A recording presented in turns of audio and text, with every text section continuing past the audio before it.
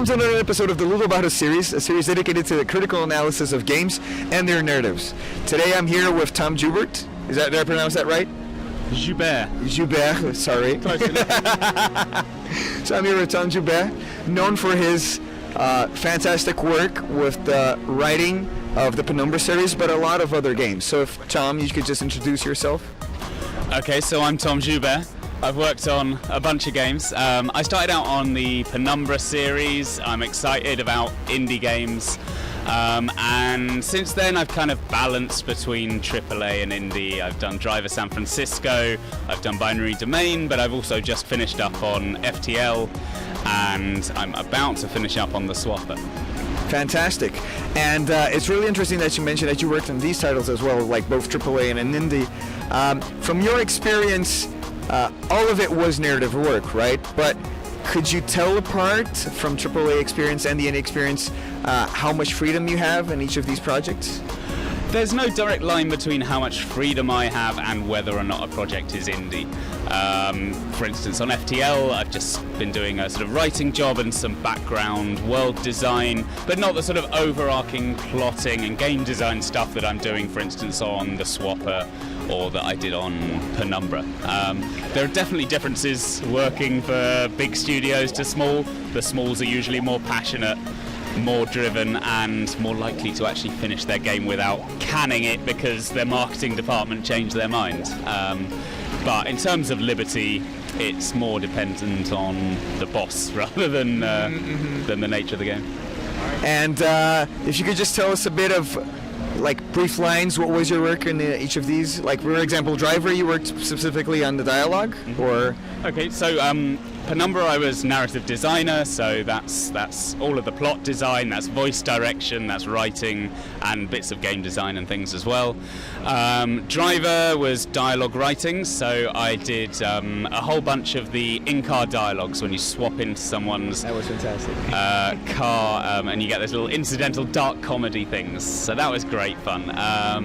Binary Domain was a polished job. That was written in Japanese originally, translated into English, and then we rewrote it. FTL was, as I said, it's mostly, I mean, that was loads of writing. That's thousands and thousands and thousands of words to keep the variety in there. But also some sort of background stuff, some alien species bios and things like that, just to give a bit more flavour to the world. And then the Swapper is narrative design again. I came on quite late on this one, so I've not been as involved with it as on Penumbra or something, but yeah, it's very much plotting and general design tasks. Mm-hmm. And given all the experience you have with narrative design and writing for games, how would you describe the importance of narrative in a game? Is it something that you see as necessary in most games, or is it something that is present in all games because of the user experience? How would you perceive your not only the importance of the narrative designer, but narrative as well in the role of a game? Well, funnily enough, I actually run a blog called Plot is Gameplay's Bitch, which I think probably answers some of your question. I always think that story is not essential to a good game. You know, what makes a game great is the experience, and it's the gameplay that generates that. So I see a lot of the time AAAs throwing in story because they need it on the checkbox, right? And that's a bit of a shame, because there are some games that you would just enjoy more without the naff cutscenes, you know? Mm-hmm. At the same time, if you're gonna do it, you do it right? And the purpose of the story, I always think, is to reflect and to bring out what is strong and what is engaging about the gameplay and the overarching concept itself.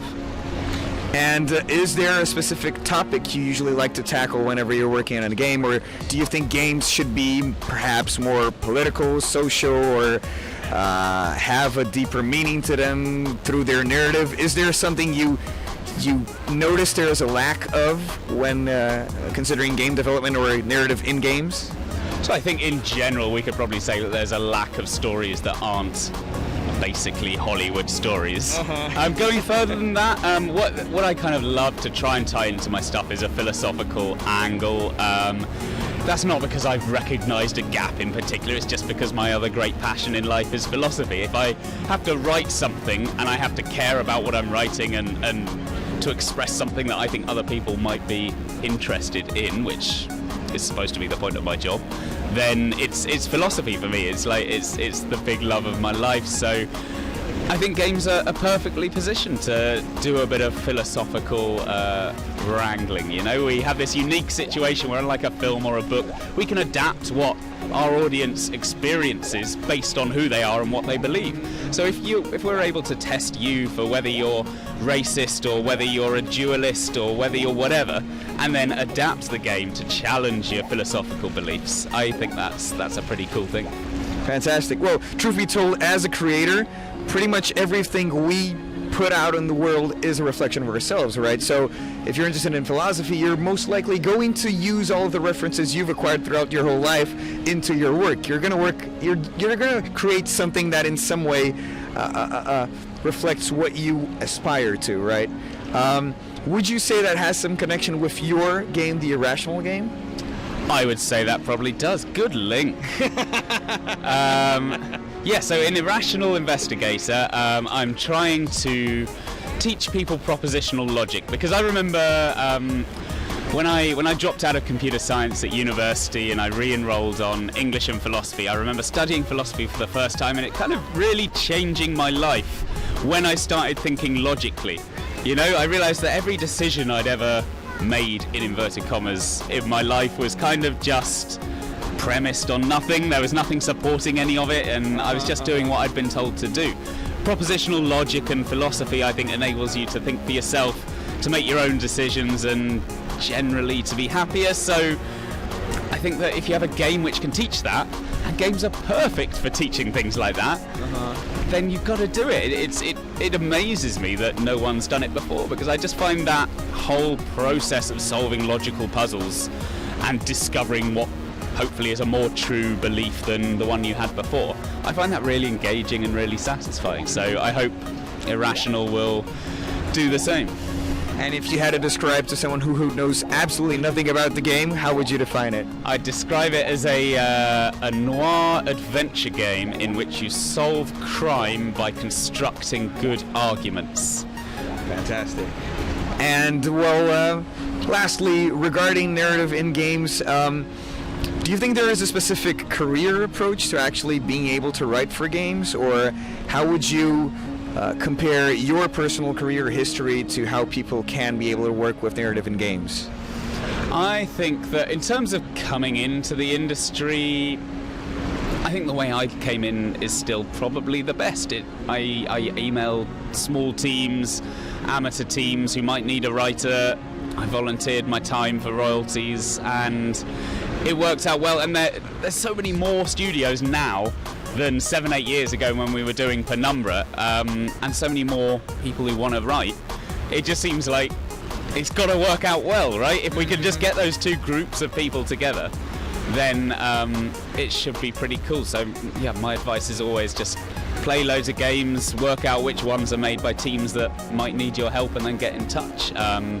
It's how I got Penumbra, it's how I got FTL. It can work out really nicely. Fantastic. And since narrative is also about player perception, what was the most, I'd like to use the term memorable, but I don't know, email or something, someone got in touch with you about some of your work, something you created, and you thought was absolutely fantastic, or I don't know, just memorable. It can be good or bad. Exactly what is the most memorable comment that I ever read about my writing.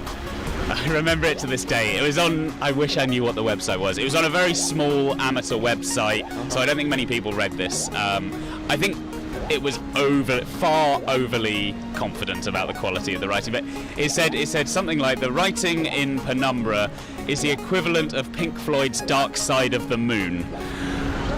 And I thought that is going over the top. And then he went into this long paragraph about the similarities and what an amazing thing it was, and I love Floyd, and that was a ridiculous thing to say, but very much appreciated. I'm glad someone enjoyed it. Fantastic. Well, you know, there's that story that you can synchronize Oz with The Dark Side of the Moon, put the film to play at the same time as the album, and perhaps people are going to put us to play at the same time as Penumbra. I don't know what will come up. Who knows? That could be a cool new internet thing, couldn't it?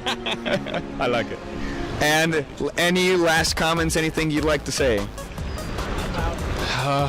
You can even it's 10 days into this trip now, and I am out of inventive things to say entirely. Check out irrationalinvestigator.com. Check out the Swapper. I've already done those. No, I've got nothing left. Sorry. No problem. Thank you so much for your time. Pleasure.